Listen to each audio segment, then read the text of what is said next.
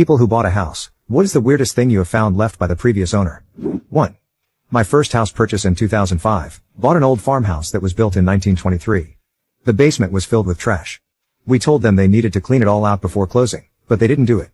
The realtor asked if we wanted to postpone closing, and we decided no. Some of the stuff looked interesting enough. Maybe it will be worthwhile to go through. Most of it was just junk. Then, about halfway through, we were working our way from one end of the basement to the other, because you could barely walk through. I went to pick up what I thought was a small box, only to quickly realize it weighed at least 75 pounds. Upon further inspection, it wasn't a box, but a wooden square, 4 inches wide and about 12 inches by 12 inches, with 2 thin masonite plywood covers on each side. On one edge were 2 bolts with wires coming off that had been cut. Very strange, had no idea what it was, but thought it was interesting. So I put it aside and we kept going. At the very back of the basement, once we cleared everything else out, was a rickety gray cabinet, built into the house. Inside were numerous strange small tools, vials of mercury, vials of a strange powder, and thousands, literally thousands, of dice blanks. Some actual dice, but mostly blanks without the dots. They were all in little boxes labeled dice blanks. Also very strange. Not too long after that, I met a guy, and upon learning my address, he said, "Can I come over?" My best friend grew up in that house. He came by, and proceeded to tell me stories for an hour and a half about his childhood best friend's eccentric father, someone who was a part of the Dixieland Mafia in the 60s and 70s, and who made a living traveling around the US as a traveling gambler. The enormously heavy box was an electromagnet. And the dice blanks were for him to make his own loaded dice with a little bit of metal powder under the inlaid dot, so he could set up his own table with the electromagnet underneath, and turn it on when he wanted to persuade the dice. Pretty fascinating, too. It's not really weird, but I think it's kind of a nice story.